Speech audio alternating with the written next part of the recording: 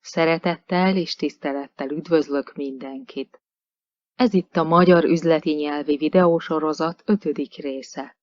A témánk a társasági forma. Mit jelent a cég neve után álló BT, Kft, ZRT vagy NRT rövidítés? Kiderül ebből a videóból. Ebben a videóban először röviden áttekintjük a legfontosabb gazdasági társasági formákat, majd egy rövid tesztet csinálunk.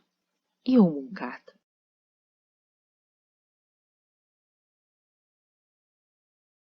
A legfontosabb különbségek a cég alapításakor befektetett tőke nagyságában, a tulajdonosok és az alkalmazottak számában, valamint a tulajdonosok anyagi felelősségének mértékében mutatkoznak. Vagyis egy cégformából rögtön tudjuk, hogy körülbelül mekkora összeg a cég törzstőkéje, tehát az az összeg, amennyiből alapították. Továbbá azt is sejthetjük, hogy körülbelül hányan dolgoznak ott, milyen nagy az alkalmazottak létszáma, illetve azt is megsatszolhatjuk, hogy körülbelül mekkora a cég anyagi felelőssége, vagyis ha a cég kárt okoz vagy tartozásokat halmoz fel, mekkora összeg erejéig tartoznak a tulajdonosok kártérítéssel. Magyarországon a jelenlegi szabályok szerint már 10 000 forintos alaptőkével lehet céget alapítani.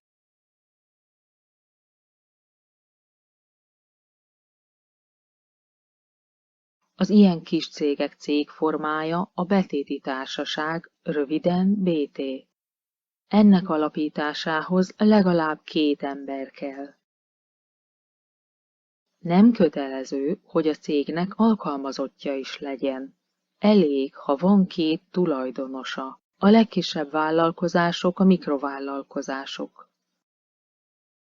Bár ezek a kis cégek komolytalannak tűnhetnek az alacsony összegű alaptőkéjük miatt, a tulajdonosok felelőssége nagy, hiszen a beltagok teljes vagyonukkal felelnek a cégük tevékenységéért.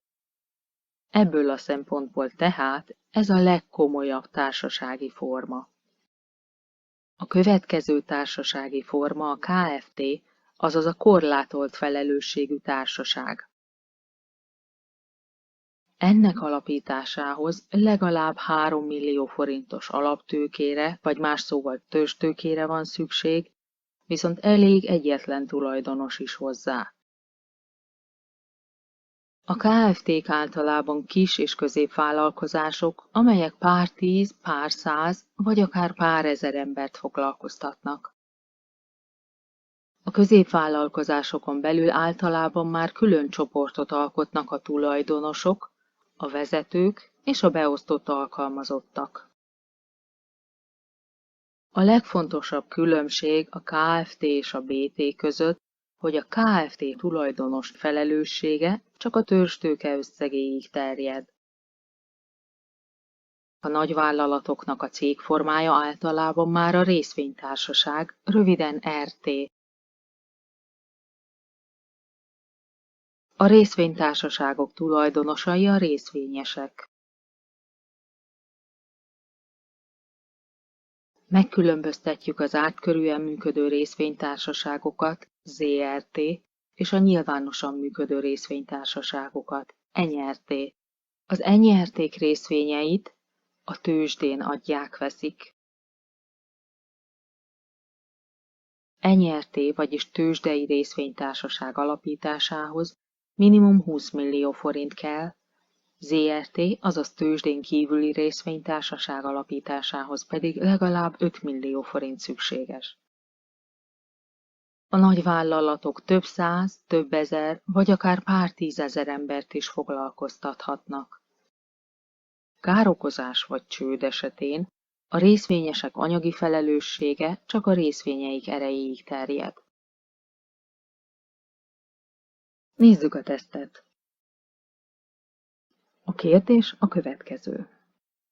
Milyen cégnél leszünk a legnagyobb biztonságban alkalmazottként, vagyis melyik cégnél számíthatunk a legnagyobb kártérítésre, ha ne adj Isten munkahelyi baleset érne bennünket, vagy a cég nem akarná kifizetni az általunk végzett többmilliós munkát.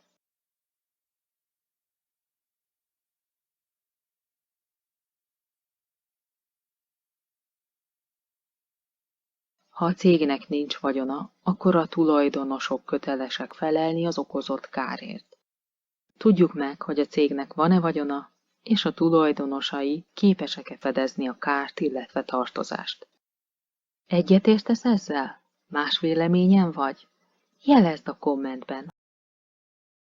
Köszönöm szépen a figyelmet, jó tanulást és jó munkát kívánok. Viszontlátásra!